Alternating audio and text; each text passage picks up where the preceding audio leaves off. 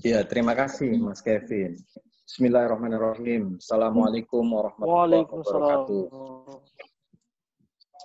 Ya, pertama-tama saya mengucapkan alhamdulillahirrabbilalamin, segala puji bagi Allah, Tuhan seluruh sekalian alam, yang maha pengasih, maha penyayang, yang telah memberikan kepada kita semua kesehatan, nikmat iman, dan kesempatan untuk berkumpul pada pagi hari ini dalam satu majelis ilmu daring ya.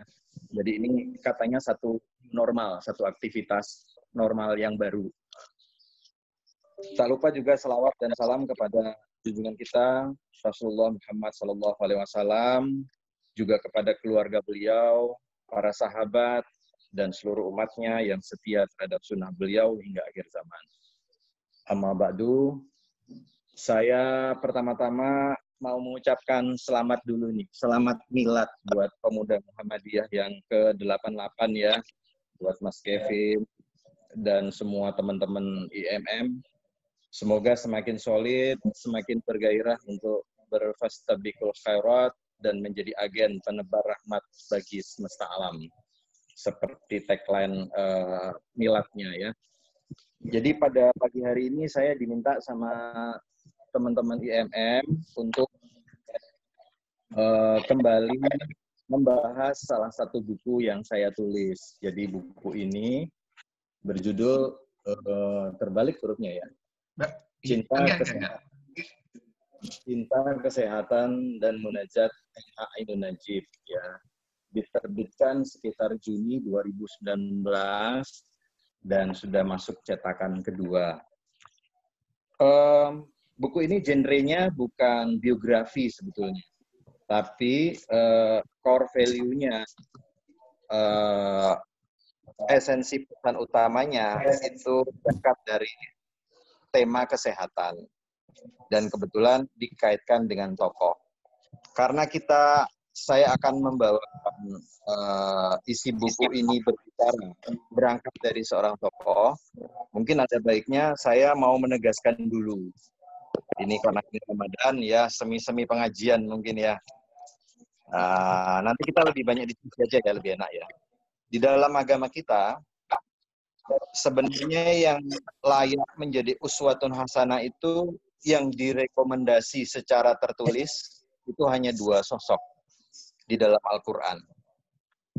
Jadi di surat Al-Ahzab ayat 21, Allah Subhanahu wa taala menyatakan, A'udzubillahi minasyaitonirrajim, laqad kana lakum fi Rasulillahi uswatun hasanah.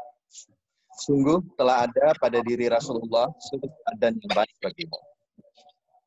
Dan kemudian di surat Al-Mumtahanah ayat 4, Allah mengatakan, qad kanat lakum uswatun hasanah fi Ibrahim. Sungguh telah ada suri teladan yang baik bagimu pada Ibrahim.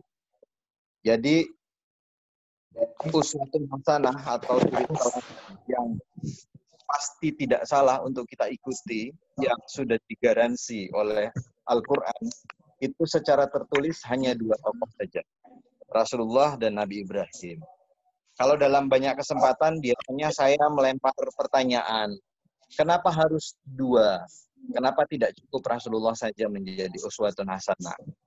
Nah, di antara audiens biasanya ada yang bisa menjawab pertanyaan tersebut, karena kalau kita mencoba mempelajari, membaca biografi, sirah, peri kehidupan junjungan kita Nabi Muhammad SAW, rasa-rasanya hampir semua tema-tema kehidupan itu diteladanin oleh beliau. Beliau adalah manusia multidimensi. Apapun profesinya, siapapun kita, itu bisa bercermin pada keteladanan kehidupan dan akhlak beliau yang luar biasa tinggi. Tapi ada satu hal ya dalam kehidupan Rasulullah yang bukan karena Nabi tidak mampu memberikan keteladanan, tapi Nabi tidak mendapat kesempatan ya. Qadarullah ditakdirkan bisa memberikan kesempatan kepada kita dalam hal diri walinya ayahnya ya. Jadi Nabi ketika lahir ke dunia ini, Muhammad SAW, itu sudah berstatus yatim. Sehingga suri teladan, uswatun hasanah itu dua. Yang pertama Nabi Muhammad, yang kedua Ibrahim. Adapun tokoh-tokoh lainnya, bahkan nabi-nabi lainnya, apalagi hanya sekedar ulama, ustadz, kiai, tokoh-tokoh, itu sekedar ibrah saja. Dengan kita mempelajari kehidupannya, mungkin kita bisa menimba ilmu darinya, kita bisa mencari inspirasi kehidupan, nilai-nilai mutiara yang baik daripada perjalanan hidupnya. Kalau Cak Nun ya, Mbah Nun, saya panggilnya Mbah Nun ya, sekarang dipanggil Mbah Nun beliau. Kalau Mbah Nun itu bahkan mengatakan, jadikan saja saya sebagai wacana pengantar, agar Anda semua bisa menemukan otentitas kepribadian Anda dalam menemukan diri Anda. Jadi saya dalam buku ini, mungkin perlu saya garis bawahi dulu ya, sebelum masuk ke kajian, saya bukan mempelajari Mbah Nun, tapi belajar dari beliau. Kalau kita bicara soal kesehatan ya, belakangan ini, biasanya tema kesehatan itu mengerucut pada dua topik saja. Biasanya umumnya. Yang pertama temanya berkait soal makanan, membahas soal nutrisi, gizi, kuliner sehat, dan lain sebagainya yang berkait dengan makanan, ya, minum makanan.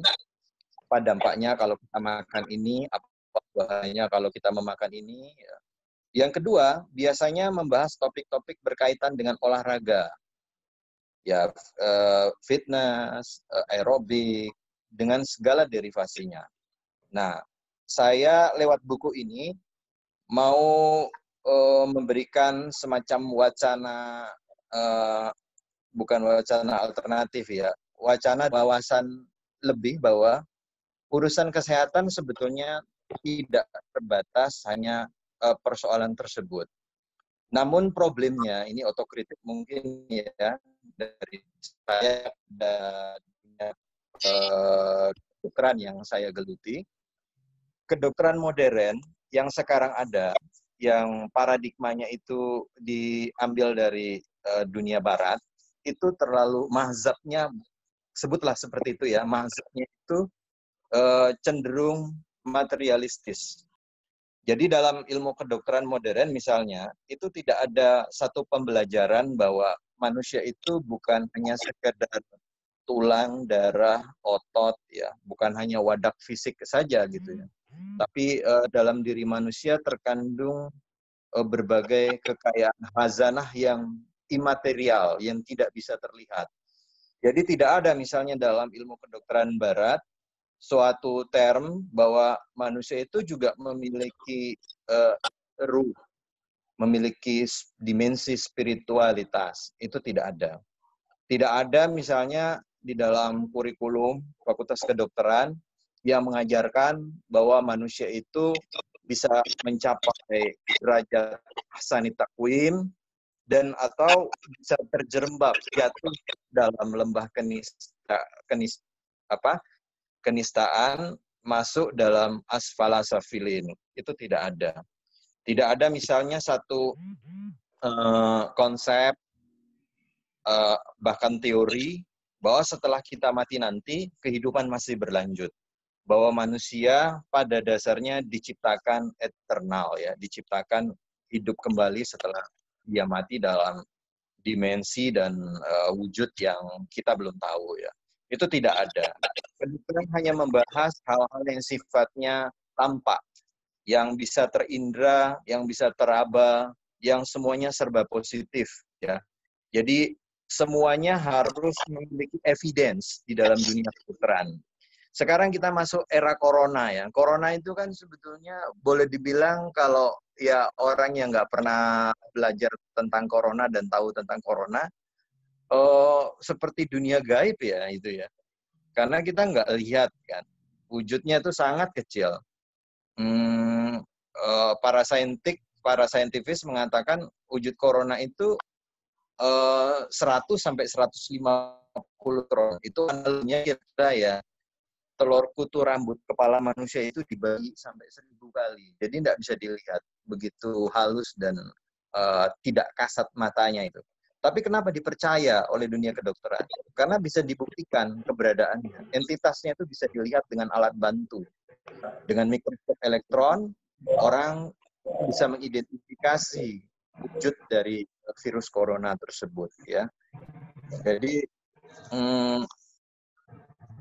saya ingin mengatakan bahwa kesehatan itu sebetulnya faktor yang kompleks, ya. Jadi saya mau menulis sesuatu yang beyond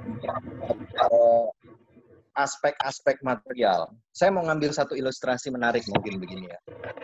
Kita tahu satu kisah tentang Presiden Afrika Selatan, Nelson Mandela, ya.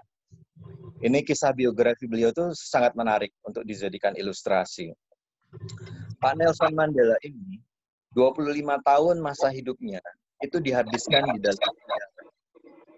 Dia ditangkap oleh rezim apartheid waktu itu, dan dia hidup di bilik penjara yang sebutlah pengap, kecil, gelap, ya. Di sana dia disuruh minum air seninya sendiri oleh rezim apartheid, dan Pak Nelson itu 2 kali menderita penyakit tropis mematikan. Di situ dia kena malaria dan kena TBC. Tapi kalau kita pernah baca sekilas lah kisah hidup Pak Nelson Mandela ini, atau pernah nonton film biopik beliau, ya, kita segera tahu bahwa ternyata beliau tuh sampai berumur 95 tahun, sehat walafiat, ya, dengan kurikulum vitae hidup yang tidak standar berdasarkan konsep kesehatan. Bahkan sempat menjadi presiden di Afrika Selatan. Nah, kira-kira faktor apa yang membuat Pak Nelson itu bisa berumur panjang? Ya, tentu umur itu urusan takdir Allah, ya, tapi kita mencoba menggali faktor-faktor yang mungkin dari kehidupan seseorang. Tentu beliau tidak menganut konsep makan yang higienis, bergizi, seimbang. Beliau tidak punya jadwal fitness, nge-gym, pasti nggak seperti itu konsep hidup sehatnya. Tapi kita bisa baca bahwa ternyata salah satu diantaranya, ya, dari kelebihan yang dimiliki oleh Pak Nelson Mandela adalah akhlak kepribadian beliau, gitu, ya. Jadi begitu beliau dibebaskan di penjara dan punya kekuasaan, power di tangannya, bukannya membalas kepada rezim apartheid yang telah menzalimi beliau, dia malah memaafkan. Maafkan, tapi jangan lupakan, ya. Rekonsiliasi, ya. Nah, sekarang apa yang beyond terhadap sosok yang saya angkat ini, Cak Nun? Kalau teman-teman IMM pernah baca atau mengikuti kehidupan beliau, ya, sebetulnya pertanyaan kenapa Mbah Nun ini sehat, itu pertanyaan hampir semua orang. Pertanyaan semua orang yang mengikuti beliau, yang tahu aktivitasnya Mbah Nun, sehingga mempertanyakan, karena apa? Karena kehidupan yang dijalani Mbah Nun itu tidak pakem. Ya, nanti saya kasih ilustrasi. Istrinya itu sangat dikit sekali, tapi beliau sangat produktif, ya. Kalau kita mencoba mempret garis hidupnya itu, ya, dari beliau umur 30 tahun, 40 tahun, 50 tahun, dan sekarang masuk ke 66 atau 67, ya. Tanggal 27 Mei nanti beliau ulang tahun, mungkin 67 kalau saya nggak salah, ya. Itu irama kehidupannya, kesibukan kehidupannya, bukan malah tambah sedikit, tapi malah tambah padat, malah tambah sibuk, ya. Saya mengatakan dalam buku ini bahwa perjalanan hidup Mbah Nun itu, kalau itu sebuah nada, maka itu ibarat living crescendo, nada-nada yang keras dan semakin tinggi, ya, irama dan frekuensinya, ya. Beliau tuh sosok yang unik lah, boleh dikatakan. Sangat kreatif, ya. Ada 91 buku yang telah beliau tulis. Mungkin jarang ya orang nulis buku sebanyak itu di negeri kita ya. Dan bukan sekedar nulis, bergelut juga di dunia jurnalistik, ya, menulis dan menerbitkan buku. Apalagi kalau buku itu bisa diterima di publik ya. Itu hampir semua, mungkin bukan hampir semua, seluruh bukunya itu ya betul-betul laris manis, bestseller statusnya.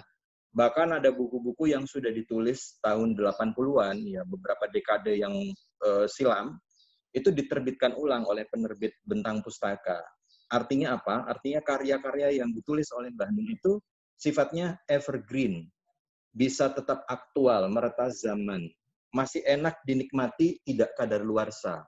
Karena setiap persoalan yang dia tulis, ya fenomena sosial yang dia tulis, itu betul-betul dipetakan secara baik dan dengan kedalaman pemikiran dan perenungan yang serius.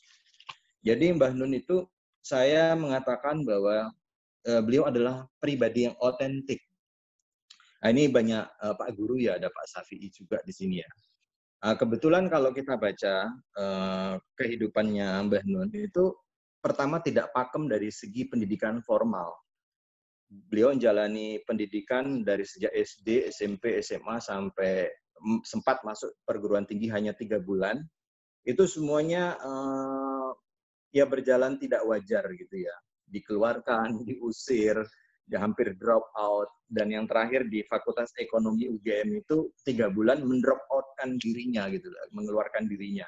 Waktu ditanya ya jawabannya guyonan saja, ya saya nggak bisa jawab itu persoalan grafik-grafik ekonomi yang rumit-rumit itu. Daripada otak saya nggak mampu, saya keluar, guyonan jawabannya. Akhirnya beliau menempuh pendidikan di Universitas Jalanan di Malioboro. Konon berguru dari seorang sufi bernama Umbulan Buparanggi. Kemudian karena sosoknya otentik ya, mungkin bagi yang pernah baca profil beliau, Mbah Nun ini cocoknya disematkan predikatnya sebagai apa? Ada yang bilang budayawan, ada yang bilang seniman, ada yang bilang sastrawan, ada yang bilang dramawan, ada yang bilang sutradara karena bikin film juga, bikin lagu juga. Ada yang bilang beliau psikolog, karena banyak sekali orang berkonsultasi, curhat, itu luar biasa. Bahkan bukan hanya rakyat biasa, itu sekelas eksekutif, yudikatif, kalau mentok ada masalah, sering datang ke markas Kadipiro, tempat berkumpulnya markasnya Mbah Nun dan Kiai Kanjeng itu ya, untuk berkonsultasi, mencari jalan keluar. Hampir semua event-event besar nasional, beliau tuh terlibat ya, meskipun tidak terpublikasi. Nah, ada juga yang bilang beliau itu ustadz, mubaligh, karena apa yang disampaikannya, konten-kontennya mengandung ajaran, mengandung spiritualitas dan intelektualitas. Ya, beliau ulama, ustadz, kiai, digelarin dulu kiai beling ya. Apakah beliau juga pekerja sosial, komedian mungkin karena humornya juga kuat gitu ya. Itu semua predikat itu bisa masuk ke beliau, tapi semua predikat itu bukan beliau gitu. Jadi ada salah seorang kolega Mbah Nun namanya Pak Asyadi Siregar, mungkin tahu ya. Pak Asyadi Siregar ini mengatakan bahwa Mbah Nun adalah sosok manusia institusi. Manusia yang tidak bisa dikurung dalam satu parameter predikat di dunia modern. Jadi kalau di dalam Ma'iyah, nanti saya akan jelaskan Ma'iyah itu apa, ada istilah manusia ruang. Jadi manusia itu kalau dipetakan kapasitasnya, di Ma'iyah itu ada manusia perabot dan ada manusia ruang. Nah, Mbah Nun masuk kategori manusia ruang. Dan saya dalam buku ini, saya menegaskan di awal-awal bahwa saya tidak akan pernah bisa memotret ruang. Saya tidak akan bisa merangkum institusi. Yang bisa saya lakukan adalah memotret salah satu di antara sudutnya. Dan saya mengambil angle kesehatan sesuai dengan disiplin profesi saya. Jadi setiap buku-buku yang pernah saya tulis ya, Mas Yoga dan teman-teman semua yang hadir pada pagi hari ini, itu tidak akan pernah lepas dari orbit kesehatan. Dari dunia kesehatanlah saya berdiri dan melihat jendela kehidupan yang lebih luas. Jadi sosok beliau adalah sosok polimet kalau istilah sekarang ya. Sosok dengan bakat yang sangat banyak. Itu kayaknya sukar dicari ya di Indonesia, orang seperti itu. Nah, bayangkan di usia seperti sekarang ini, setiap hari itu beliau menulis ya, 2 artikel satu hari. Dan kita kita bebaslah memilih siapa sosok yang kita kagumi di negeri ini, karena Indonesia stok tokoh itu sangat berlimpah ya. Banyak juga keteladanan-keteladanan, sumber-sumber inspirasi dari tokoh-tokoh bangsa. Tapi karena saya kebetulan mengikuti profil beliau sejak tahun 1988 ya. Jadi waktu cerita sedikit nih ya biar nggak bosen ya. Ini belum masuk materi loh, masih pengantar. Tahun 1988 saya main ke Gramedia Bandung. Waktu itu saya masih SMA kelas 2. Saya menemukan satu buku kecil judulnya 99 untuk Tuhanku. Karena judulnya itu menarik, saya ambil. Saya belum kenal itu M.H. Ainun Nadjib. Saya baca puisi itu ceritanya, puisi-puisi sufistik ketuhanan, ada 99 puisi.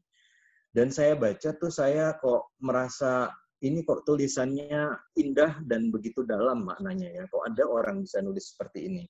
Akhirnya saya jadi followers terhadap karya-karya jurnalistiknya. Setiap ada tulisan dimuat di dalam majalah, di koran, apalagi ada buku, itu pasti saya beli. Itu 91 bukunya Mbah Nun, mungkin 80% sudah saya baca itu bukunya. Karena saya betul-betul terpikat dengan gaya bahasanya, dengan kontennya, dengan analisanya, dan pokoknya seluruh kemasan dalam buku-buku tersebut ya. Saya menilai beliau layak, kalau menurut saya pribadi. Makanya saya tergerak ketika ada tawaran voluntary riset untuk menulis tentang beliau. Saya terpanggil untuk ikut berpartisipasi ya. Saya rasa beliau layak untuk disebut sebagai guru bangsa. Begini argumentasinya. Mbah Nun itu setelah era reformasi ya, kalau dulu kan mungkin sesekali waktu muncul ya di televisi nasional ya, sempat punya acara khusus di Indosiar ya waktu itu ya, Gardu judulnya. Juga jadi mungkin tampil dalam acara-acara host di televisi swasta, di SCTV, RCTI ya. Tapi setelah reformasi 98, beliau memutuskan berpuasa terhadap segala media massa formal, baik elektronik maupun cetak. Jadi Mbah Nun tidak akan pernah tampil di televisi nasional ya. Kalau televisi daerah, televisi lokal, itu memang ada menayangkan ya kegiatan majelis ilmu Ma'iyah ya yang diselenggarakan beliau, tapi itu bukan inisiatif dari Mbah Nun, tapi sedekah dari Ma'iyah buat televisi-televisi lokal itu. Dan kalau ada undangan terhadap televisi nasional, beliau belum bersedia ya. Betapa Indonesian Layer Cup Club itu meminta sudah lama, Rossi sudah meminta lama, Mata Najwa sudah nunggu 8 tahun agar Mbah Nun itu mau menjadi narasumber, tapi sampai sekarang masih menyatakan diri berpuasa ya. Jadi beliau setelah 98 itu membuat forum pengajian, sebutlah forum pengajian itu. Forum pengajian itu kemudian berjalan dalam nomenklatur, kemudian disebut Ma'iyah. Ma'iyah ini adalah, sebut saja nih ya, sebetulnya mendefinisikannya juga agak susah. Saya nulis Ma'iyah di buku ini satu bab tersendiri. Itu adalah majelis ilmu ya. Majelis ilmu yang membahas seluruh dimensi kehidupan di dalamnya. Dan berapa lama itu Majelis Ma'iyah itu sudah berlangsung? Majelis Ma'iyah itu sudah berjalan selama 26 tahun non-stop. Setiap minggu di 5 titik dan berlangsung secara free, secara gratis. Di Jakarta ada Kenduri Cinta, di Jogja ada Mocopat Syafaat, di Semarang, di Surabaya ada Bang Wetan, Semarang Gambang Syafaat, dan di Jombang ada Padang Bulan, induknya ya. Dan semua itu dijalani secara gratis, rutin, tidak pernah berhenti selama lebih dari 2 dekade, selama lebih dari beberapa periode kepresidenan, ya. Dan tahukah berapa lama durasi perlangsungan acara itu? Acara itu biasanya itu dimulai dari pukul 8 pagi, 8 malam, maaf. Baru selesai nanti pukul 2 malam atau jam 3 malam, bahkan bisa jam 4 malam. Jadi durasi perlangsungan acaranya itu bisa sampai 7 dan 8 jam, non-stop. Di situ bukan format antara seorang kiai dengan santrinya. Bukan format antara guru yang berhadapan-hadapan dengan muridnya, atau dosen dengan mahasiswanya. Tapi format kegiatannya adalah belajar bersama, sinau bareng. Jadi menurut Mbah Nun, yang paling penting adalah menjadi murid, ya. Jadi kalau di dalam Al-Quran itu kan banyak sekali seruan afala yatadabbarun, afala ta'qilun, afala tatafakkarun, kenapa engkau tidak berpikir, kenapa engkau tidak bertadabur, kenapa engkau tidak menelaah, itu puluhan kali diulang-ulang di dalam Al-Quran. Nah, instruksi seperti itu mengenai siapa saja. Bukan hanya mengenai murid, santri, mahasiswa, tapi juga mengenai, ya, ada imbasnya juga kepada guru, kepada dosen, kepada kiai. Jadi suasana belajarnya adalah suasana yang saling mutual, saling belajar satu sama lain. Itu sudah berjalan 26 tahun selama 7-8 jam. Kalau saya mau bertanya, ya, adakah sebuah ormas atau sebuah departemen lah, ya, atau kita sebut cari departemen pemerintahan saja lah, Departemen Pendidikan Republik Indonesia atau Departemen Agama Republik Indonesia yang telah menyelenggarakan forum-forum pencerahan buat masyarakat. Ini yang datang di Forum Ma'iyah itu bukan ribuan, puluhan ribu di tengah lapangan. Dan itu karena tidak diliput oleh media massa mainstream, jadi mungkin nggak terlalu populer, nggak banyak orang yang tahu. Tapi bagi orang yang tahu, biasanya ada semacam adiksi, ya, adiksi yang positif, ya, ketagihan untuk terus ngikutin. Dan kalau teman-teman mau lihat itu acaranya itu sangat banyak di upload orang di YouTube. Mungkin ribuan sudah tayangan-tayangan di YouTube itu, ya. Itu diupload orang-orang, bukan diupload oleh Mbah Nun. Kalau oleh divisinya Mbah Nun itu namanya Progress, itu diupload di portal caknum.com. Jadi bisa dilihat nanti di situ bentuk model acara format Ma'iyah. Lain daripada yang lain. Pengajian tapi tidak seperti pengajian, pendidikan jalanan, universitas gratis, pesantren virtual yang bebas untuk siapa saja, ya. Jadi adakah Departemen Pendidikan atau Departemen Agama Republik Indonesia yang diberi anggaran, yang punya program, telah menyelenggarakan satu kegiatan yang berdurasi panjang, ya, 7-8 jam, ya, selama 25 tahun, ya, non-stop buat masyarakat. Ya mungkin kalau sekali-kali waktu ada, tapi kalau acara juga berdurasi 7-8 jam, boleh dibilang nggak ada, ya. Saya mau tunjukin satu buku, ya. Ini ada buku, judulnya Jalan Sunyi MH. Yang tulis ini adalah Ian Leonardo Betts, orang Inggris, ya. Beliau menulis tentang profil MH. Di Inggris diterbitkan dengan judul The Silent Pilgrimage, ya. Kemudian sudah diterjemahkan Jalan Sunyi MH. Jadi Pak Ian ini bilang, ya, dalam salah satu acara di Ma'iyah di Kenduri Cinta, kemanapun kamu pergi, ya, ke benua manapun kamu berjalan, ke Australia, ke Amerika, ke Eropa, ke Asia, kamu tidak akan pernah bertemu satu bentuk forum, ya, pencerahan kepada publik seperti Ma'iyah ini, ya, yang berlangsung lama. Saya mengatakan bahwa di dalam buku Cinta Kesehatan Munajat ini, andaikan dibikin rekor, ya, sebetulnya sangat layak. Ma'iyah itu masuk dalam rekor muri, ya, dalam kaitan lama perlangsungan acara, konsistensi berlangsungnya acara sampai 26 tahun tidak berhenti, dan itu temanya tidak berulang.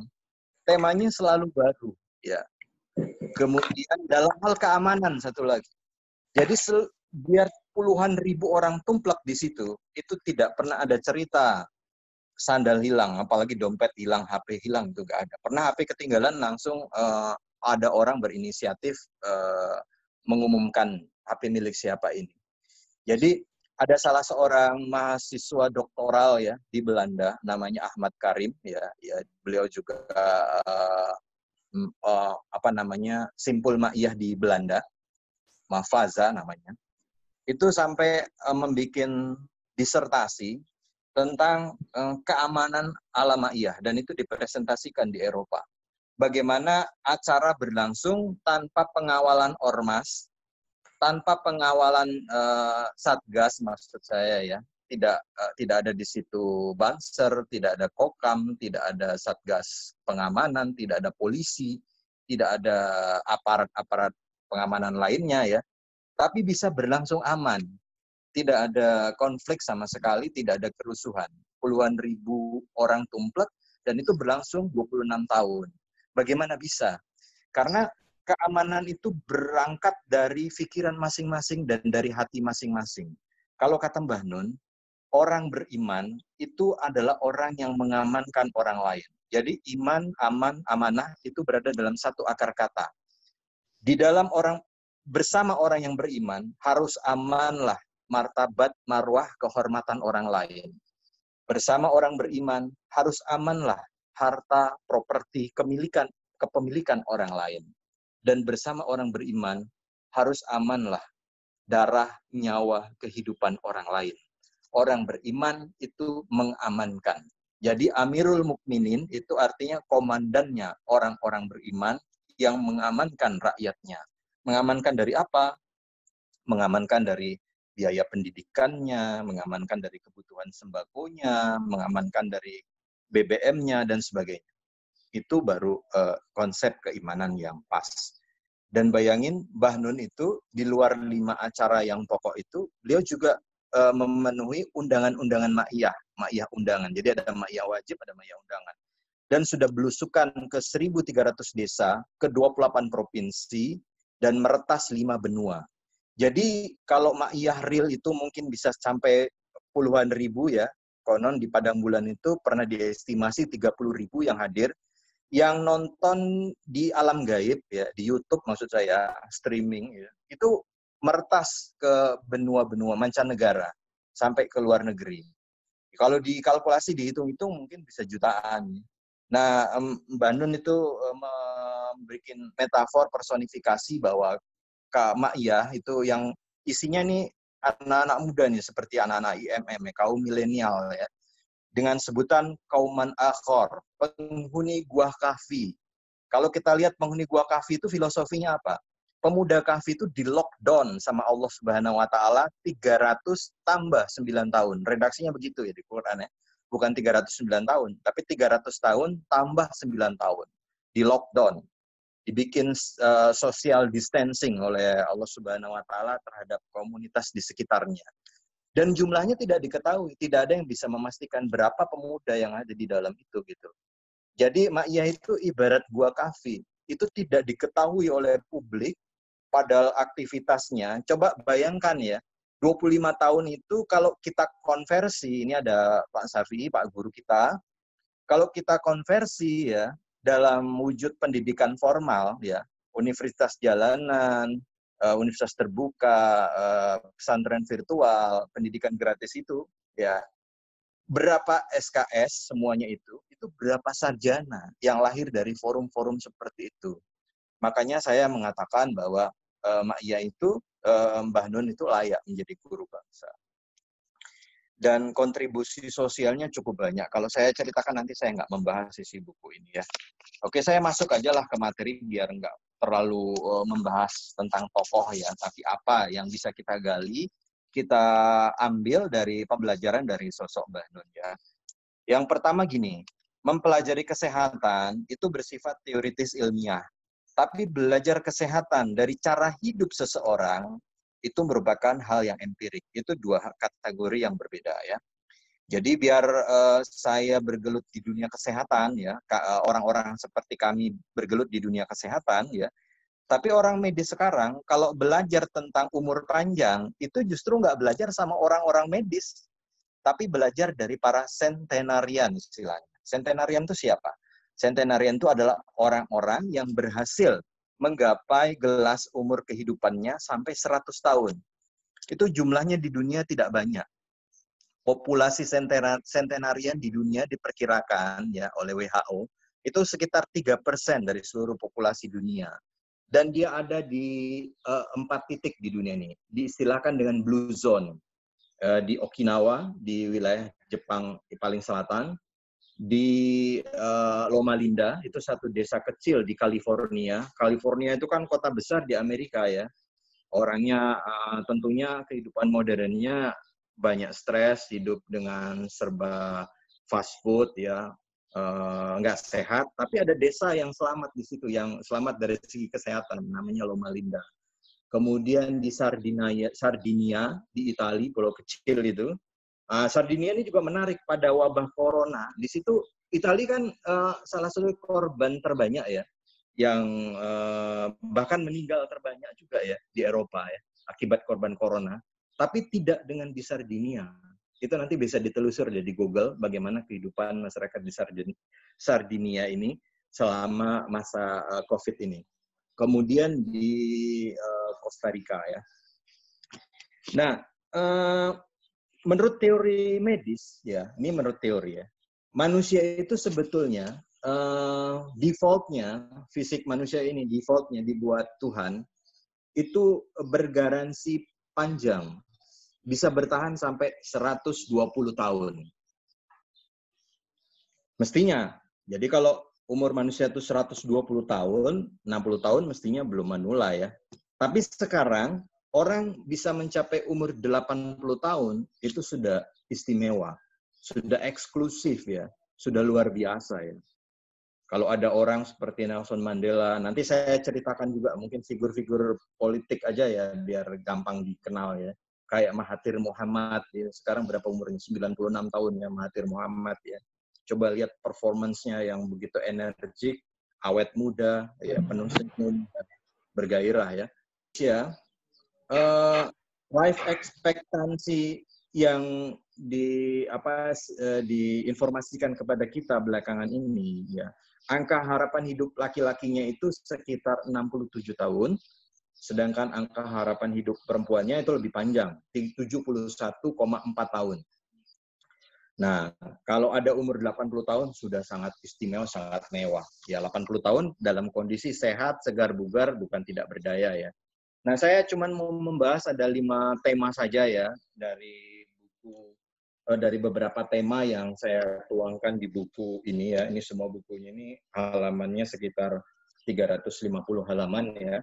Sebagai outline pengantar diskusi, nanti mungkin teman-teman di sini bisa mengembangkan secara dialektika ya. Jadi saya pengen juga substansi atau spirit ma'iyah itu ada dalam pertemuan kita kali ini, sinau bareng. Bukan saya monolog menyampaikan satu materi, tapi dari rekan-rekan IMM semua di sini dan para pendengar Bapak Ibu sekalian yang hadir, yang ikut turut hadir, bisa ikut saling urun rembuk, berdiskusi satu sama lain. Yang pertama, ya ini karena tidak mainstream semuanya ya. Kalau ada orang kesehatan mungkin bisa melihat ketidak mainstreaman tema-tema yang saya sampaikan. Yang pertama, kesehatan itu bermula dari pikiran. Jadi begini, manusia itu kan kalau dalam ilmu biologi itu disebut sebagai omnivora.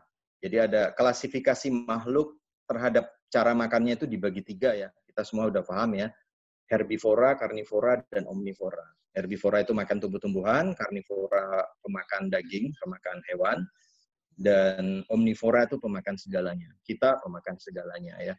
Tapi sebetulnya di samping sebagai omnivora, manusia juga informivora. Saya menyebutnya informivora. Pemamah informasi. Jadi ada 2 yang dikonsumsi manusia sebetulnya. Manusia mengkonsumsi materi ya, nutrisi-nutrisi yang bergizi, yang bersumber dari tumbuh-tumbuhan dan hewan. Itu bukan tumbuhan dan bukan hewan, itu bagian dari mineral. Tapi manusia juga mengkonsumsi nilai. Jadi itu untuk kesehatan stabilitas neurokognitif otak kita. Kalau seorang ahli gizi, nutrisionis itu mengatakan you are what you eat, kamu adalah apa yang kamu makan, maka seorang neuroscience, ya, ahli otak, akan mengatakan you are what you think. Kamu adalah apa yang kamu pikirkan. Apa yang kita pikirkan itu punya pengaruh besar terhadap diri kita, ya. Jadi pikiran kita itu membangun melahirkan, memberikan dampak, ya, substansi kimiawi yang berbeda-beda, ya.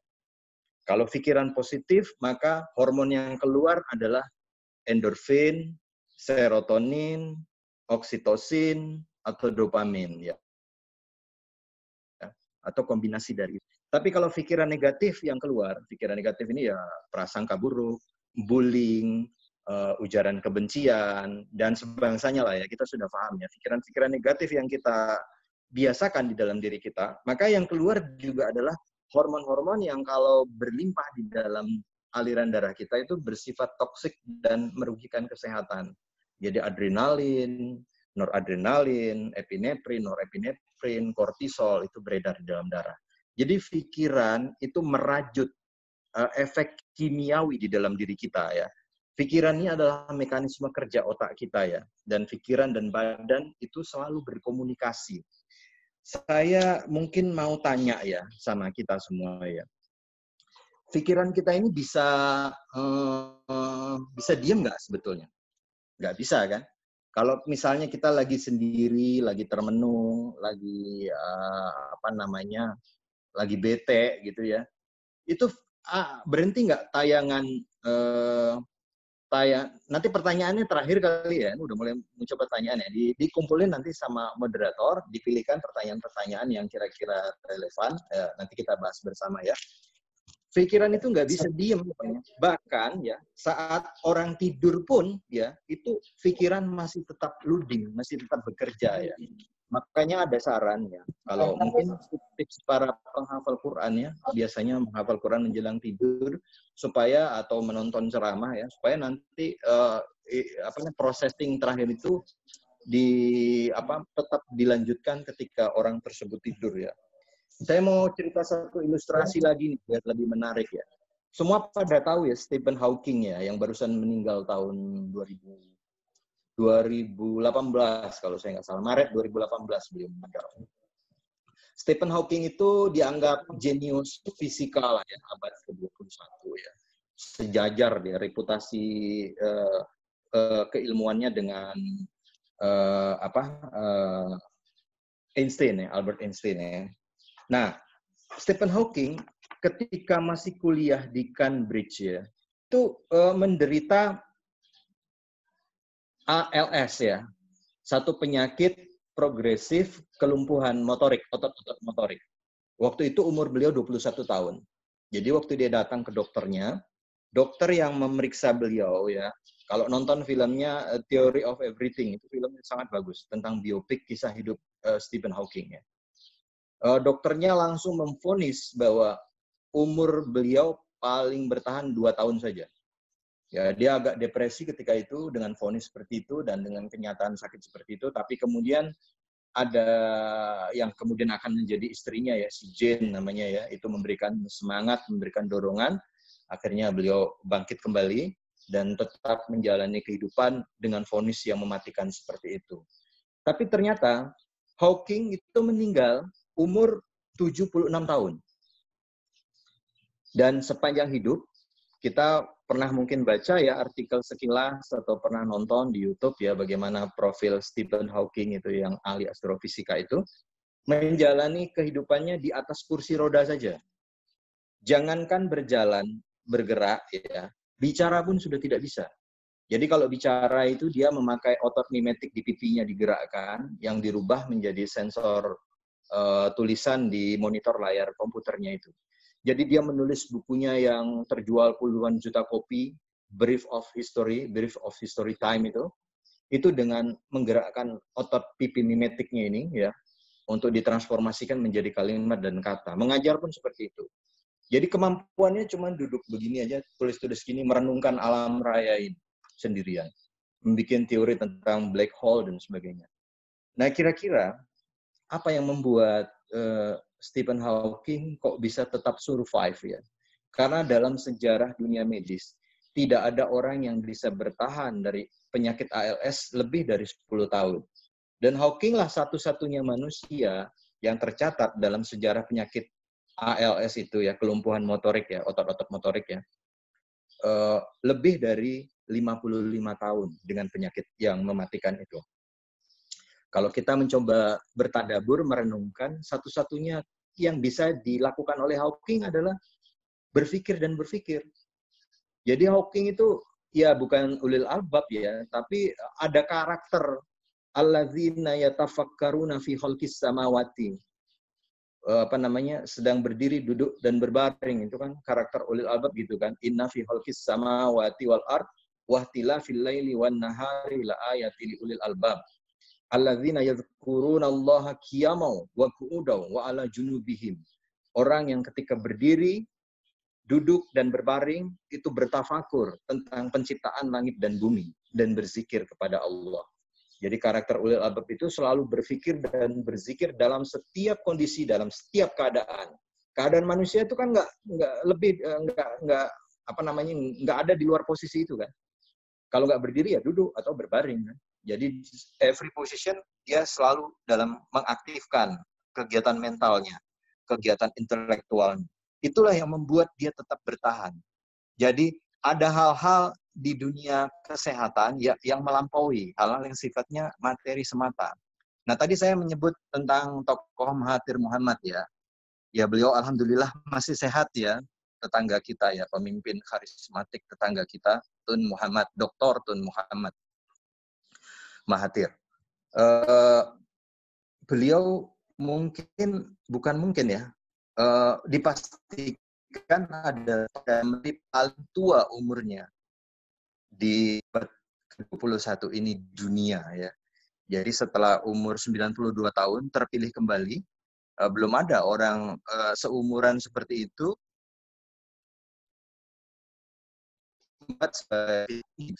masih fresh memory, masih tegas keputusan-keputusannya, masih berwibawa, masih didengar ya. Nah, banyak wartawan saat itu ya, termasuk reporter Indonesia, bisa lihat di YouTube itu video-videonya ya. Penasaran, ingin tahu apa sih rahasianya si Tun ini sehingga tetap awet segar seperti itu ya dalam usia yang tidak lagi muda. Nah, ternyata ya bervariasi, dia bicara bervariasi. Dia bilang ada 3 hal yang saya lakukan. Kurang lebih ya, nanti tolong dicek lagi di YouTube masing-masing. Yang pertama, beliau sangat membatasi makanan. Jadi nasi sepiring itu hanya seperempatnya aja yang dimakan. Jadi orang yang membatasi kalori, yang membatasi makanan, seperti kalangan yang saya bilang tadi, centenarian ya, di spot zone, itu adalah mereka-mereka yang membatasi intake kalorinya. Itu salah satunya kan pembatasan terhadap konsumsi ya, salah satunya yang paling nampak di depan mata ya. Membatasi, merubah kebiasaan pola makan dan tentunya jumlah makan kita ya. Jadi jangan ada kita puasa tapi malah puasa kampret ya. Tahu puasa kampret? Maksud saya puasa kampret itu kan pagi dia puasa sampai maghrib, tapi malam berbuka kan. Berbuka sekenyang-kenyangnya gitu ya. Ya kalau binatang nggak ada yang sekenyang-kenyangnya. Kalau di alam bebas dia secukupnya. Binatang tuh baru overdose, kelewatan ketika makan sedikit, kemudian beliau selalu membaca buku kemanapun beliau berpergian, aktivitas lagi ya. Yang ketiga, beliau senang silaturahim ya. Jadi kalau dilihat dari 3 persyaratan ini yang dibocorin oleh beliau, tentunya kan banyak mestinya ya, tapi dia sederhanakan 3 hal ini. Yang 2 hal ini beyond terhadap materi ya, aktivitas intelektual dan silaturahim. Itu memberikan kesehatan, daya tahan, stamina ya. Itu nggak mudah menjadi pemimpin dunia ya, dengan mobilitas ke sana kemari. Tidurnya juga udah pasti sedikit sekali ya. Seperti Mbah Hun itu tidurnya ya sekitar 3 jam saja sehari ya. Orang-orang besar kayak Habibie ya tidurnya 3 jam, 4 jam dalam sehari. apa? Tidak masalah kesehatan. Tidur itu bukan menyangkut jumlah jam, tapi menangkut kualitas mood tidur kita. Malah ada riset yang ini sekalian dengan ya, saya mumpung masih ingat ya. Ada riset yang mengatakan, riset di populasi ya, statistik ya. Orang yang tidurnya lebih dari 7 jam, itu matinya lebih cepat daripada orang yang rentang tidurnya 4-6 jam. Tapi tidur di bawah 3 jam juga berbahaya. Salah juga kalau orang nggak tidur itu. Nah, tadi kesehatan bermula dari pikiran. Yang kedua, Mbah Nun bilang, latihlah untuk kira-kira ya, latihlah untuk selalu berpikir positif. Miliki tradisi untuk berpikir positif. Saya sudah sampaikan kalau kita berpikir positif, hormon apa yang keluar, saraf seperti apa yang dominan. Saraf di tubuh kita itu ada 2 saraf otonomnya ya. Yang simpatis sifatnya memacu, dan yang parasimpatis yang sifatnya mengerem. Nah, ini puasa juga relevan dengan pelatihan saraf parasimpatis ya. Kalau saraf simpatis yang sifatnya memacu, mendorong untuk fight dan flight ya, lari dan berkelahi ya, itu tidak perlu dilatih, itu kita terpacu setiap hari, apalagi hidup di zaman yang mungkin penuh tekanan seperti sekarang, yang banyak stresornya ya. Yang tereksitasi selalu itu adalah saraf-saraf simpatis, saraf yang ngajak orang untuk tereksitasi ya, bergairah, stres ya, penuh tekanan ya, pokoknya instingnya itu agresif ya. Sementara saraf parasimpatif adalah saraf, ini ibarat kalau kendaraan gas dan rem ya. Simpatis itu gas, parasimpatis itu rem. Sementara saraf parasimpatis yang bikin cooling down, yang menenangkan, itu kalau nggak dilatih, dia makin regresi dengan pertambahan umur kita ya.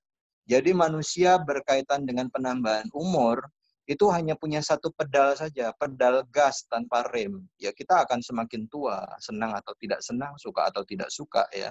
Tapi proses menuju ketuaan, penuaan ya, bukan ketuaan. Penuaan itu bisa kita perlambat dengan cara kita menjalani hidup ya. Apakah kita mendominankan saraf simpatis atau kita bisa mengkompensasi dengan parasimpatis. Parasimpatis ini adalah bagaimana kita menahan tadi, mengerem tadi. Ya puasa itu kan filosofinya juga mengerem ya, menahan diri ya. Nah, sains itu mengatakan bahwa dalam seharinya manusia itu berbicara terhadap dirinya sendiri ya, self talk ya. Itu tahu nggak berapa kali? Itu ada 50.000 sampai 70.000 dialog imajiner antara kita dengan diri kita sendiri. Jadi kayak di cerita cerita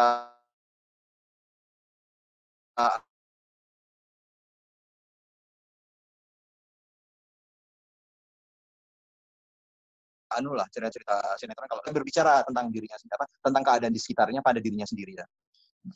Itu ada 50.000 sampai 70.000 kali. Saya nggak pernah hitung, tapi begitulah informasi sains ya. Dan agama kita itu kalau nggak di setting ya, maka pikiran-pikiran itu tidak semuanya positif ya. Bisa suuzon ada di situ, curigation ada di situ ya, rasa khawatir ada terbit di situ, rasa cemas mungkin ada di situ ya, ketakutan yang berlebih-lebihan. Zaman corona juga sangat banyak hoaxnya ya. Ya corona harus kita waspadai, tapi tentunya tidak boleh sampai membuat kita tidak berdaya ya. Takut berlebihan, cemas berlebihan sampai akhirnya jatuh depresi ya. Sampai obsesif kompulsif ya, sama apa aja takut nyentuh ya, nggak sampai segitunya juga ya. Nah, di dalam agama kita itu semua tuntunan-tuntunan, ajaran-ajaran itu menggiring kita untuk mempunyai mindset berpikir yang positif ya. Misalnya coba, kalau kita bangun tidur, apa doa yang kita baca? Kita akan mengucapkan alhamdulillahirabbil alamin ahyana ba'dama wa amatana ilaihin nusyur. Terima kasih ya Allah, Engkau sudah hidupkan kami kembali. Saat kita lihat di dalam kaca, lihat pantulan wajah kita, apa yang kita ucapkan itu kalimat afirmasi positif juga. Ya Tuhan, terima kasih Kau telah anugerahkan keindahan paras rupa pada diri saya. Maka perindahlah karakter dan akhlak kepribadian saya. Saat kita bertemu dengan teman kita, dengan orang lain, ya, apa yang kita ucapkan? Salam. Assalamualaikum warahmatullahi wabarakatuh. Semoga keselamatan, kesejahteraan, kedamaian terlimpah kepadamu, berkah dan rahmat Allah terlimpah kepadamu. Mau masuk rumah orang kita ucapkan gitu, mau masuk rumah kosong kita ucapkan itu. Datang ke kuburan pun kita mengucapkan Assalamualaikum ya ahlal kubur, wahai penghuni kubur. Jadi semuanya afirmasi positif. Kita memulai kehidupan ini dengan energi yang positif, dengan pikiran yang positif, dengan mindset yang positif. Kita mulai semua aktivitas kita dengan ucapan Bismillahirrahmanirrahim. Dengan menyebut nama Allah yang Maha Pengasih lagi Maha Penyayang. Nah, otak kita ini sebetulnya sangat luar biasa. Satu anugerah yang diberikan oleh Allah Subhanahu wa taala yang ya saya sendiri juga lah termasuk yang sangat sedikit dimaksimalkan kemampuannya. Ada ilustrasi begini ya, seorang guru besar di Max Planck Institute ya namanya Profesor Sean Adam. Dia bilang, kapan otak manusia itu full terisi memorinya? Itu kata dia, apabila setiap orang itu belajar satu tema dalam 1 detik sampai 30 juta tahun, baru otak itu penuh isinya. Itu ilustrasi saja untuk menggambarkan betapa dahsyatnya tuh kemampuan otak. Dan kita bisa membayangkan betapa orisinilnya otak-otak kita ini ya. Nggak kita format, nggak kita manfaatkan. Konon katanya ya dari buku-buku populer, orang seperti Albert Einstein yang jenius itu hanya memanfaatkan sekitar 20% saja dari kemampuan otak yang dianugerahkan Tuhan kepadanya ya. Yang ketiga, yang pertama tadi kesehatan bermula dari pikiran, tradisikan berpikir positif. Yang ketiga, kita harus menghalifahi diri sendiri. Jadi manusia ini ya, begitu lahir, begitu diciptakan oleh Allah Subhanahu wa taala, itu dia tidak dipanggil sebagai al-insan, tidak dipanggil sebagai ya Bani Adam, wahai Adam, atau al-basar, ya tidak dipanggil wahai manusia, ya Abdullah, tidak. Tapi ini jailun fil ardi khalifah. Sesungguhnya aku hendak menciptakan khalifah di muka bumi. Khalifah itu adalah mandatarisnya Allah di muka bumi ya. Dia dibebani, diamanati ya, satu kepercayaan untuk memakmurkan bumi, mengisi bumi dengan hal-hal yang serba rahmat ya. Nah, dengan menghalifahi diri sendiri itu, tiap kita mestinya belajar mengenali diri sendiri. Itu diri sendiri adalah sesuatu yang asing mungkin, sesuatu yang aneh dalam kehidupan kita sehari-hari. Karena kita disibukkan oleh dunia di luar kita. Sejak kita tidur sampai tidur kembali, kita direcoki oleh benda-benda mati, kita diributkan oleh informasi-informasi di dunia luar, sampai kita tidak mengenali diri kita ini siapa, kecenderungannya seperti apa, batas kemampuannya sampai di mana, apa fadilah-fadilah yang diberikan oleh Allah Subhanahu wa taala kepada kita masing-masing, apa talenta kita, apa bakat kita. Yang setiap orang itu sebetulnya tidak ada yang, jadi Tuhan nyiptain makhluknya itu tidak ada yang salah produk ya. Setiap manusia itu pasti bernilai. Jadi sebetulnya ini kalau bagi ada Pak Guru, ada Pak Syafi'i di sini, tidak ada itu murid yang bodoh aslinya ya. Stupa pintar bodoh itu mestinya nggak terjadi. Karena setiap anak dianugerahi bakat, talenta, keistimewaan masing-masing.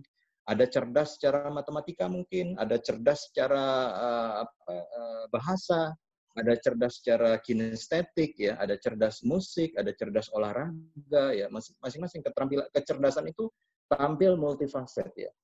Dan sebagai khalifah, kita dipinjami hak tawar untuk mengubah takdir, untuk menentukan pilihan hidup kita. Jadi begini, Mbah Nuntu ngasih ilustrasi begini. Kalau nanti kita berbuka puasa, ya berapa jam lagi ya kira-kira ya? Ya beberapa jam lagi nanti menjelang maghrib.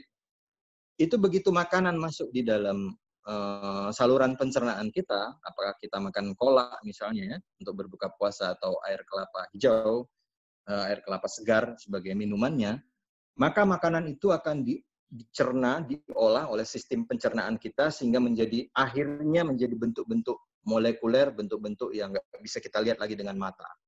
Dan bentuk-bentuk molekul dan atom-atom itu harus didistribusikan ke seluruh tubuh kita. Tubuh kita itu kira-kira estimasinya ada 50 sampai 100 triliun sel itu yang membangun diri kita itu. Itu harus dibagi secara presisi ya. Itu bukan kita lagi yang mengelola, itu udah otoritas dari langit ya, yang mengerjakan semua itu. Kita tinggal terima beres saja. Tugas kita cuma tugas enak aja, makan di lidah kita rasa lezat, nikmat, sedap, manis ya, segar ya. Tapi begitu masuk, itu Tuhan yang bikin kamu harus ke sana, buksin distribusinya ke sana ke sini ya. Tapi kita memilih apa yang kita makan itu berada di dalam kendali otoritas kita. Jadi persoalan makanan itu dalam agama kita itu persoalan prinsip ya. Jadi sampai ada ayat di dalam Al-Qur'an itu yanzuril insanu ila ta'ami. Maka hendaklah manusia itu memperhatikan apa yang dimakannya. Kita mau memilih makan apa, itu di bawah kendali otoritas kita. Tapi ketika makanan sudah di dalam, itu bukan urusan kita. Jadi ada persoalan kerjasama di sini. Kerjasama antara kita dengan Allah Subhanahu Wa Taala. Allah itu kan fa'il ya, maha bekerja ya. Ya mungkin pemahaman kita tentang bekerjanya Allah tentu tidak sama dengan makhluk ya.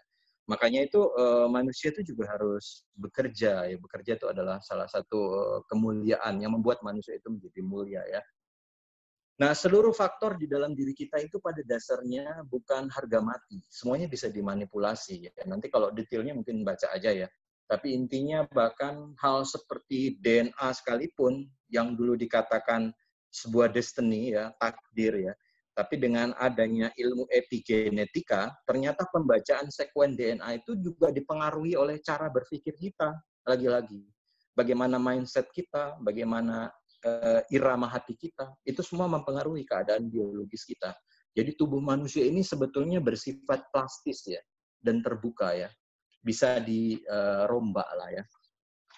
Kalau di ICU main gitu ya, saya kan tugasnya di ICU ya.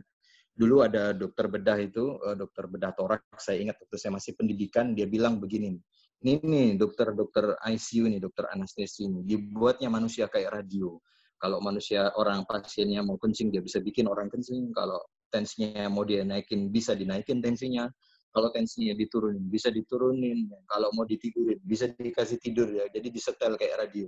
Begitu plastisnya manusia ya. Nah, fisik manusia itu bukan matematika murni ya, plastis dan sangat dinamis, fleksibel ya. Manusia itu bukan ya fa'lu nama ya marun, melakukan apa yang diperintahkan saja seperti para malaikat yang tidak punya opsi lain ya. Juga tidak fabima awaitani ya, seperti iblis ya, yang memang sudah ditakdirkan untuk melakukan hal-hal yang negatif. Jadi manusia itu bisa melakukan hal yang lebih mulia dari malaikat dan juga bisa menabuh genderang perang kepada penciptanya, berbuat konyol, melebihi setannya.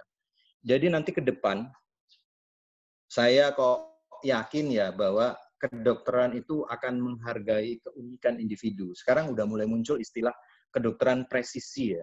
Kedokteran yang melihat manusia sebagai individu yang unik ya. Kalau teman-teman lihat misalnya suatu ketika pemeriksaan diri di laboratorium di rumah sakit ya, kemudian ketemu angka laboratoriumnya, maka angka laboratorium itu bukan harga pakem, bukan misalnya hemoglobinnya sekian, trombositnya sekian, tidak. Tapi dia berada dalam satu rentangan. Ya, yang disebut rentangan normal ini ada skalanya. Jadi manusia itu nggak sama nilai normalnya satu sama lain. Bahkan terhadap dirinya sendiri, kalau dia besok meriksa labnya lagi, bisa jadi ya labnya berubah juga, berbeda angkanya, meskipun masih dalam batas normal ya. Ada seorang dokter itu di Geneva, namanya Manuel Filipa ya. Beliau mengatakan begini, ternyata suara ibu kandung itu sangat besar pengaruhnya terhadap perkembangan otak anaknya, anak kandungnya. Setelah suara itu diganti dengan suara ibu lain, itu perkembangan otaknya berbeda ya. Nggak seperti suara ibu kandung. Itu saking spesifik, saking unik, saking esanya manusia. Jadi manusia itu esa seperti penciptanya. Kita menggambarkan citra pencipta kita ya. Kan tiap orang nggak ada yang pernah sama ya. Baik penampilan lahiriahnya, apalagi karakternya. Meskipun dia saudara kembar identik sekalipun. Nah, yang keempat, ini relevan dengan tema kali ini ya. Ini agak molor, waktunya memanjang, udah 1 jam 7 menit saya bicara ya. Sehat dengan puasa dalam pengertian yang luas ya. Jadi puasa itu kan filosofi utamanya itu menahan diri ya. Puasa itu sebetulnya bukan istilah dari Arab, tapi istilah Sangsekerta. Kalau istilah dalam agama kita itu saum ya, atau siam. Intinya Berpuasa ini kita mengenal batasan-batasan lah. Kita mengerti soal dosis ya. Menurut Mbah Nun, lidah manusia itu fungsi utamanya bukan fungsi kuliner. Kalau ada acara-acara taste ya, coba ini di televisi ya, itu bukan untuk memuaskan nafsu kuliner lidah itu, fungsi utamanya. Fungsi utama lidah ya menurut Mbak Nun adalah alat sensor, alat detektor terhadap sehat tidaknya sesuatu ketika kita masukkan di dalam. Jadi di lidah kita itu saking pentingnya tuh lidah sebagai detektor, ada 5.000 reseptor di lidah kita untuk mengecap rasa manis, pahit, sepet, asam, asin, dan sebagainya yang kita bisa membedakan rasa-rasa itu karena itu adanya di lidah, reseptor lidah.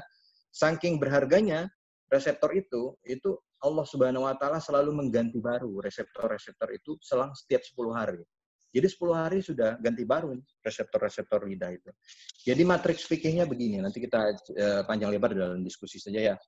Yang baik itu dalam kehidupan adalah lapar. Yang kurang baik adalah kenyang. Yang tidak baik adalah kekenyangan. Yang paling tidak baik adalah kelaparan. Jadi antara lapar dengan kelaparan itu sesuatu hal yang berbeda.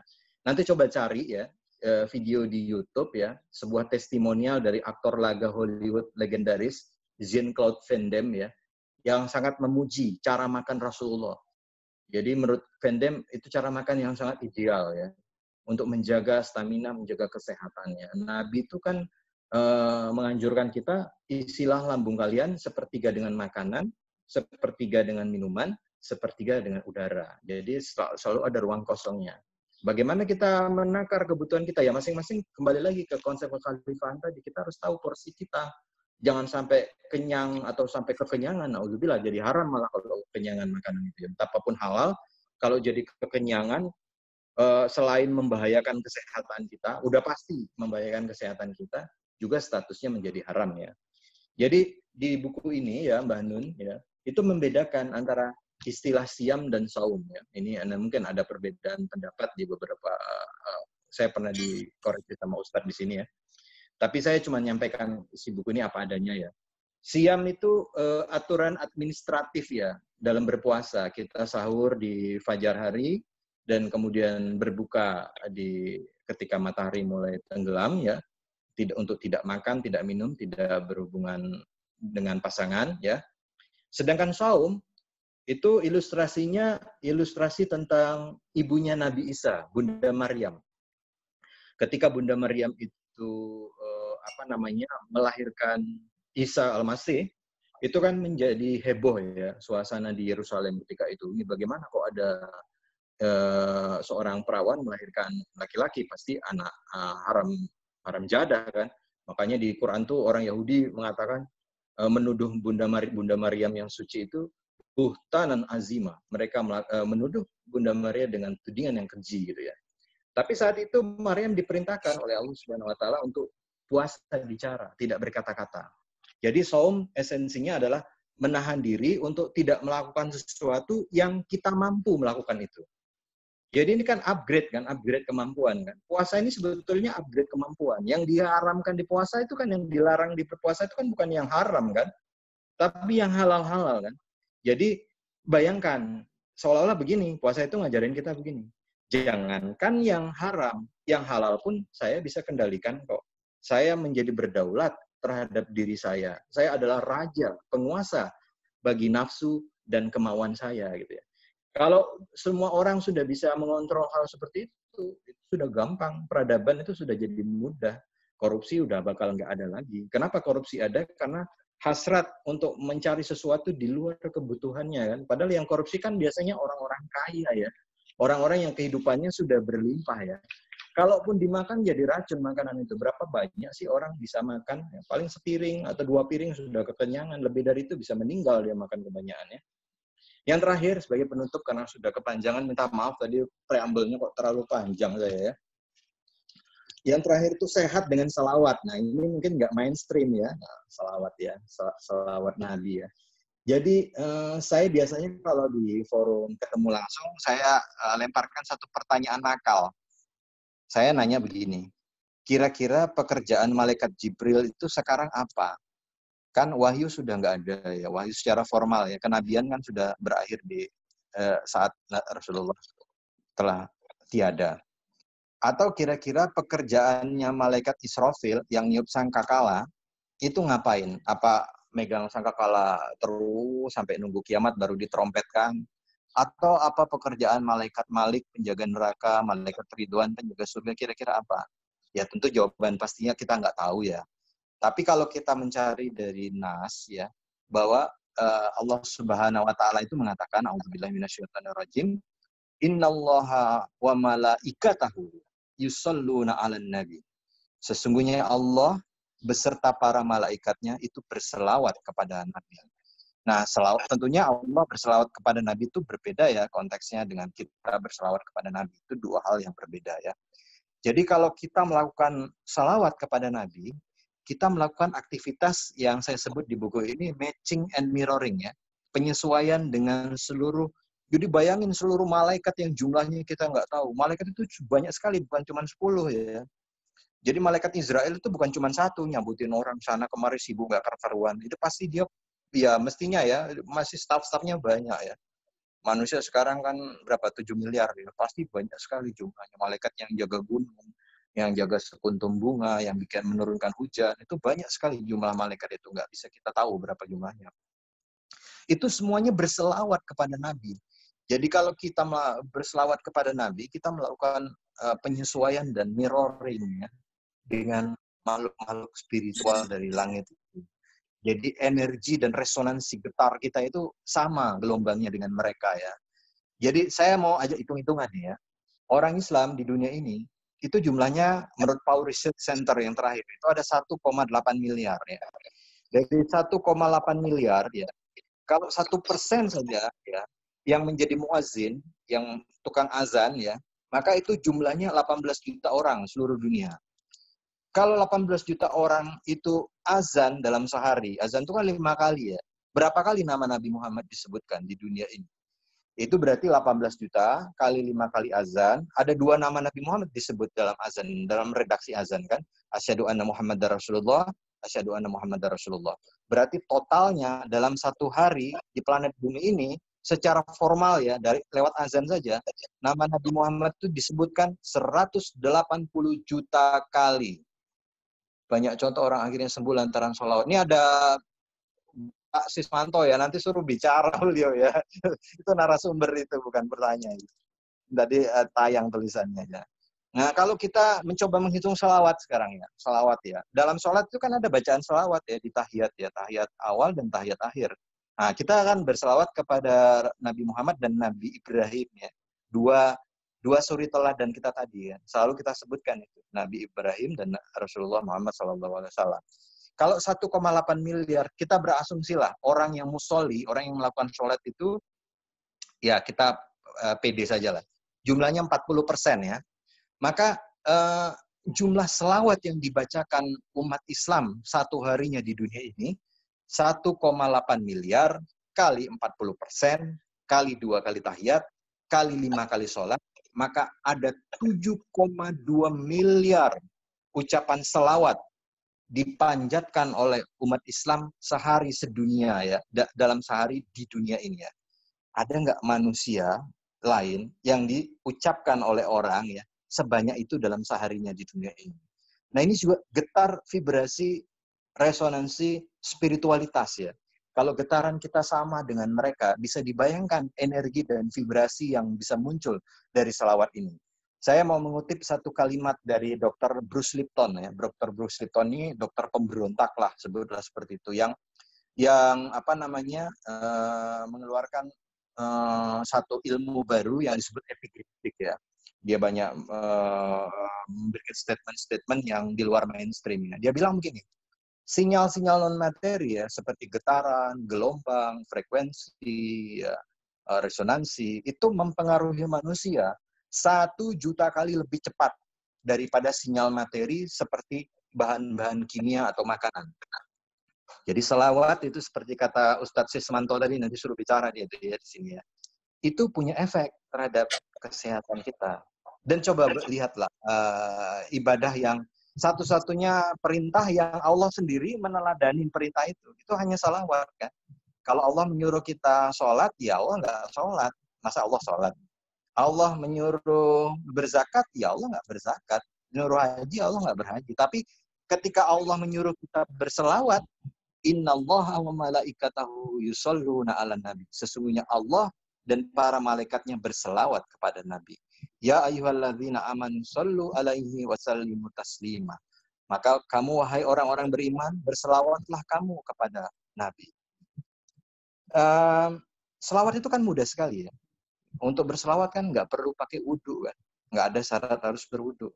Untuk selawat kan nggak kenal waktu kan. Nggak harus kita jaga seperti 5 waktu sholat kan. Every time, kapan saja. Di mana saja. Dan nggak perlu harus mengeluarkan dana seperti orang berzakat. Nggak perlu kita harus pakai pakaian khusus. Nggak perlu kita menahan lapar dahaga seperti berpuasa. Nggak perlu kita pergi jauh-jauh ke tanah suci. Berselawat dapat dilakukan kapanpun, dimanapun, dengan modal rasa cinta dan kerinduan kita kepada Nabiullah Muhammad Sallallahu Alaihi Wasallam. Mungkin itu saja ya yang bisa saya sampaikan sebagai pengantar diskusi pada siang hari ini. Saya sudah terlalu banyak bicara, 1 jam 20 menit. Kalau ada benarnya itu datang dari Allah Subhanahu Wa Taala. Kalau ada salahnya itu saya yang salah ya. Saya minta maaf. Kalau ada diskusi, saya berharap umpan balik dan urun rembuk dari kita semua di sini. Ya ini forumnya adalah belajar bersama sinau baru ya. Gitu aja. Billahi taufiq wal hidayah. Assalamualaikum warahmatullahi wabarakatuh. Ya, baik, terima kasih kepada Dr. Ade yang sudah menyempatkan waktunya untuk menyampaikan isi daripada buku yang beliau tulis. Mungkin langsung ke pertanyaannya, Dok ya. Ini sudah ada 2 penanya, Dok.